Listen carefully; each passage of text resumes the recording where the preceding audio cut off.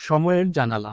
সায়রা ছিল এক তরুণ গবেষক, যে সময়ভ্রমণ নিয়ে গবেষণা করছিল।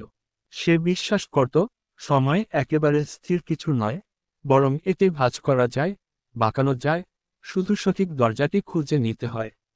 বহু বছর ধরে গবেষণার পর এক রাতে সে তার ল্যাবের ভেতর একটি ছোট জানালা আবিষ্কার করল। সেই জানালা দিয়ে তাকিয়ে সে দেখতে পেল অন্য এক সময়ে, গত শতকের এক শহর, যেখানে মানুষ ঘোড়ার গাড়িতে চলাফেরা করছে। সায়রা বুঝতে পারল, এটি একটি সময়ের জানালা, যা কোনো এক রহস্যময় কারণে অতীতের সাথে সংযোগ স্থাপন করেছে। সে সাহস করে জানালার দিকে হাত বাড়িয়ে দিল, আর মুহূর্তের মধ্যে অন্য এক যুগে পৌঁছে গেল। সায়রা আবিষ্কার করল, সে 1925 সালে চলে এসেছে, তার শহরেরই পুরনো সংস্করণে।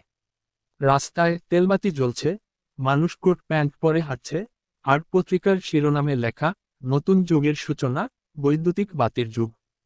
তবে একটা অদ্ভুত ব্যাপার খেয়াল করল সে, একজন রহস্যময় মানুষ তাকে দূর থেকে অনুসরণ করছে।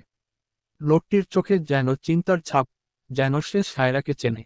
একদিন লোকটি সামনে এসে বলল, তুমি কি জানো, তুমি এখানে থাকার কথা নয়। সায়রা অবাক হয়ে বলল, আপনি কে? লোকটি মৃদু হেসে উত্তর দিল, আমি একজন সময়ের পর্যটক, তোমার মতোই। কিন্তু আমার উদ্দেশ্য ভিন্ন। তুমি যদি অতীতে কিছু পরিবর্তন করো, তবে ভবিষ্যৎও বদলে যাবে। তুমি কি জানো, তুমি নিজেই তোমার দাদার সাথে দেখা করে ফেলেছ। সায়রা আতঙ্কিত হয়ে বুঝতে পারল, তার অতীতে আসার কারণে ভবিষ্যৎ বদলে যেতে পারে। কিন্তু সমস্যা হলো, ফেরার পথ সে জানে না। তখনই লোকটি তার হাতে একটা ছোট ঘড়ির মতো যন্ত্র দিল এবং বলল, এটা তোমাকে সময়ের জানালায় ফিরিয়ে দেবে।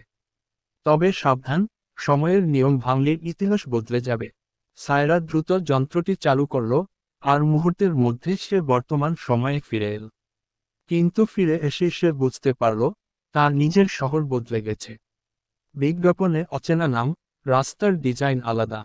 তবে সবচেয়ে অবাক করা বিষয় ছিল, তার নিজের গবেষণার কক্ষে একটি পুরনো ছবি ঝুলছিল। সেখানে দাঁড়িয়ে ছিল সেই রহস্যময় লোকটি, আর ছবির নিচে লেখা, ড.